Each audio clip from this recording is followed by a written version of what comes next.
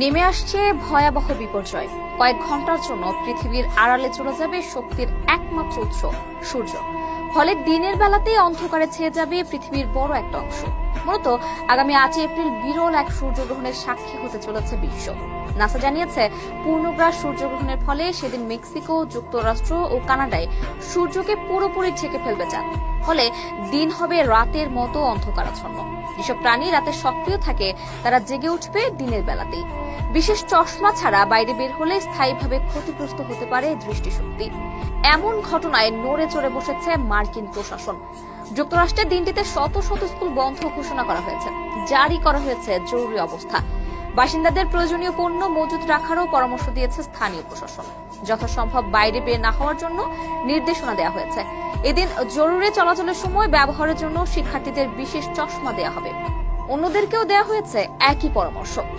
নাসার গবেষকরা জানিয়েছেন, আগামী 8 এপ্রিল স্থানীয় সময় বেলা 11:07 মেক্সিকোর প্রশান্ত মহাসাগরীয় উপকূলে প্রথম সূর্যগ্রহণ দেখা যাবে। পরে উত্তর আমেরিকা ঘুরে যাবে এ পূর্ণ সূর্যগ্রহণ। মোট 4 ঘন্টা 25 মিনিট স্থায়ী হবে এটি। ব্রহ্মাণ্ডের এই প্রাকৃতিক ঘটনায় চাঁদ যখন পৃথিবী ও সূর্যের মাঝে চলে আসবে, সে সময় চাঁদের গতিবেগ থাকবে ঘন্টায় 2400 কিলোমিটার। প্রতি 18 মাস পর পর পৃথিবী ও সূর্যের মাঝখানে আসে চাঁদ। সে সময় সূর্যের রশ্মিকে পৃথিবীতে পৌঁছাতে বাধা দেয় এ উপগ্রহ। এ কারণে এই সূর্যগ্রহণ নামক ঘটনার জন্ম হয়। তবে এবারের সূর্যগ্রহণ একটু ব্যতিক্রম এবং অস্বাভাবিক। এমন কাণ্ডের দেখা মিলে বহু বছর পর পর। বিজ্ঞানীরা বলছেন, এ ধরনের সূর্যগ্রহণ খুবই বিরল। এর আগে 1970 সালে এমন সূর্যগ্রহণ হয়েছিল। সে হিসেবে 54 বছর পর আবারও অদ্ভুত ও বিরল ঘটনার সাক্ষী হতে যাচ্ছে বিশ্ব। ভবিষ্যতে আবার এমন জিনিসের দেখা পাওয়া যেতে পারে 2078 সালে। তবে পৃথিবীর সব অঞ্চল থেকে এই পূর্ণগ্রাস সূর্যগ্রহণ দেখা যাবে না বলে জানিয়েছে মার্কিন মহাকাশ গবেষণা সংস্থা নাসা। মেক্সিকো, কানাডা এবং আমেরিকার Texas, Oklahoma, Arkansas, Missouri, Illinois, Kentucky, Indiana, Ohio, Pennsylvania, New York, Vermont, New Hampshire এবং মেইন অঙ্গরাজ্য থেকে এই সূর্যগ্রহণ দেখা যাবে।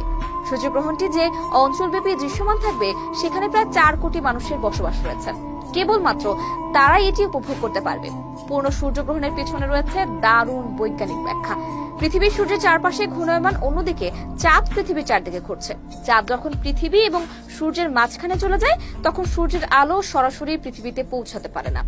সূর্য যখন আংশিকভাবে ঢাকা পড়ে যায় চাঁদের জন্য, তখন তাকে বলা হয় আংশিক সূর্যগ্রহণ। অন্যদিকে সূর্য যখন পুরোপুরি চাঁদের পেছনে চলে যায়, তখন তাকে বলা হয় পূর্ণগ্রাস সূর্যগ্রহণ।